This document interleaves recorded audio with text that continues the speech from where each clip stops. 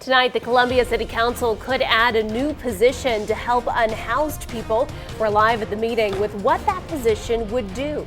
Plus, Columbia's little libraries are low on books. Hear from residents who are reading into potential solutions. This is a difficult scene, something that is very hard to train for, something that we really haven't experienced locally. But first, reactions from Illinois as a dust storm causes a fatal multi-car pileup.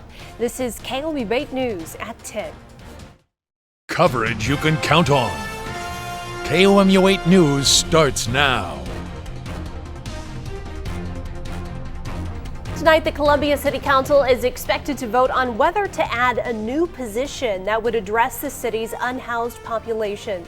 Good evening, everyone. I'm Emily Spain. And I'm Evie Allen. Thanks so much for joining us tonight. Now, this comes just a week after officials removed one of the largest unhoused communities in the city. KOMU 8's Nate Brenner attended the city council meeting tonight. He joins us live now with what people said about this potential position. Nate? Good evening, Evie and Emily. Now, if the City Council does approve this proposal, it would become the third position within the Columbia and Boone County Public Health Department that's specifically set up to tackle the issues that the city is facing with supporting its unhoused population. And Nate, the City Council is expected to vote tonight on a sales tax on recreational marijuana. So what can you tell us about that vote? Going on right behind me, and I believe City Council has just decided to delay that vote. Reporting live in Columbia, Nate Brenner, KOMU 8 News. All right, thank you, Nate. Well, Jefferson City Council has an opening for its Ward 4 seat. The council heard from several candidates at tonight's meeting. KOMU 8's Nate Sanchez attended that meeting and has details on the 6 candidates, Nate.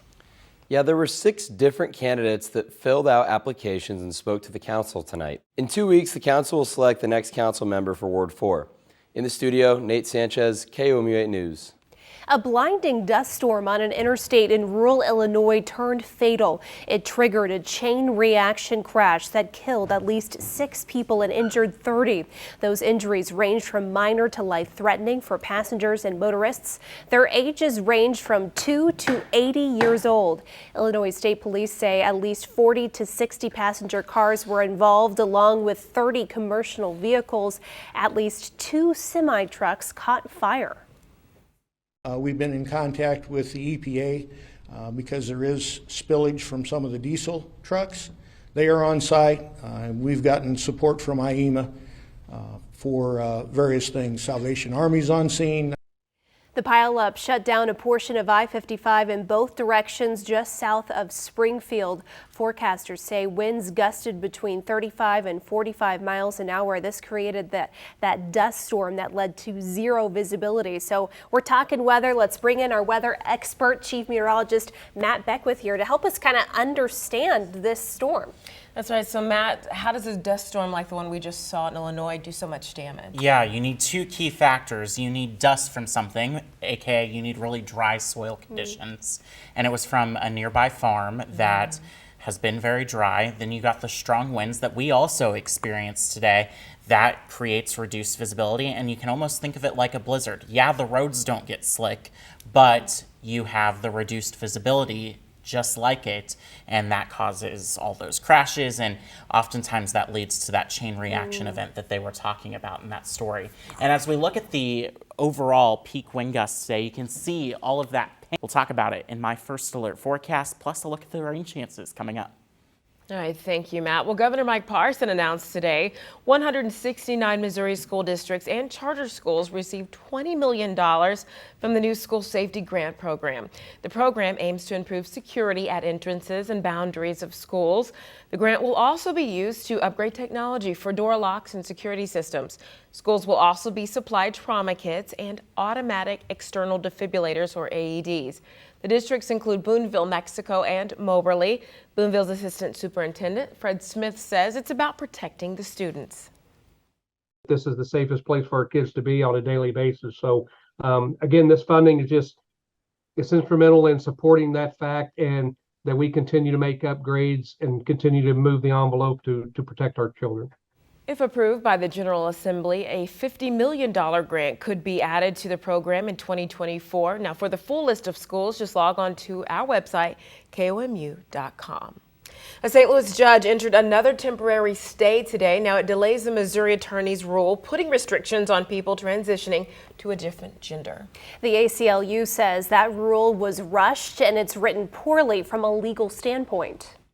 It's vague, it's unclear what things mean, it uses phrases that have no medical meaning. And so if it were to go into effect, it would also leave providers to guess what they could and couldn't do.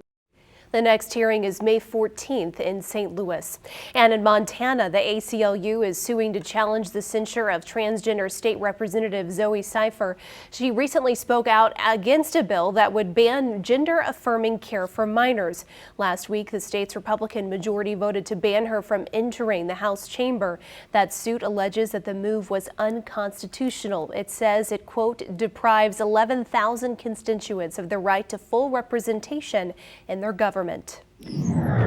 Another prosecutor resigned from St. Louis Circuit Attorney Kim Gardner's office. Now, Assistant Circuit Attorney Chris DeSaletis is the fifth prosecutor to leave since February, leaving just one prosecutor to handle about 500 violent felony cases in the city. The newest resignation comes just days after the prosecutor was called before a judge to explain why he shouldn't be held in contempt for missing a trial. The Missouri Attorney General filed a lawsuit against Gardner over the city's, quote, willful neglect following a car crash that left a teen without both of her legs. We have another update for you, this one out of Montauk County, where a shooting happened last year. 19-year-old Ethan Bondurant was scheduled to go on trial today, but waived his arraignment and entered a plea.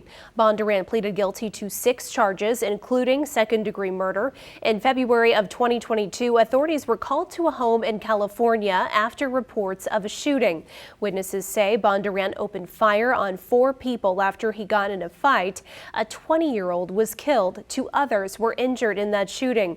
Police say Bondurant left the scene, but he was later found after he crashed his car into a fence. He will be sentenced on July 31st. In national news, authorities discovered 7 bodies inside a home in Henrietta, Oklahoma today. The investigation started after an endangered alert was issued for 2 missing teens. The teens were last seen around 1:30 this morning in Henrietta. The victims were found in the home of Jesse L. McFadden, 39, a registered sex offender. There's also no word yet on how the victims died. But we are no longer looking. We have believed to have found everything that we were seeking this morning. Henrietta Public Schools announced via Facebook a vigil for the victims' families. Police are still searching for a man accused of killing 5 people, including a child, in Texas. The FBI released this photo of the suspect we'll get to here in a second. Police have been looking for 38-year-old Francisco Oropeza for 3 days. Officials say 3 neighbors asked him, there he is, to stop shooting his gun because there was a baby sleeping in their house. But after he refused that request, authorities say the suspect shot at the property. One officer said the suspect is, quote, a monster. My heart is with this 8-year-old little boy. I don't care if he was here legally. I don't care if he was here illegally. He was in my county. 5 people died in my county, and that is where my heart is. More than 250 officers from multiple law enforcement agencies are helping look for this suspect. The FBI is awarding $80,000 for any information about that incident. Another United States bank has gone under. Federal regulators seized First Republic Bank earlier this month. Now, it's the 3rd major bank to fail this year and the largest lender to collapse since the 2008 financial crisis. First Republic had just over $229 billion in assets. The FDIC announced a deal for J.P. Morgan Chase to purchase a substantial portion of those assets. A Colombian nonprofit received grant money to help kids find jobs. Coming up, how much the program is getting. But first, little libraries are seeing their collection grow smaller and smaller. 45 our temperature this morning, 65 the afternoon, below average. Of course, dry with lots of sunshine. We'll talk about how long this pattern stays stagnant and when things will change up coming up.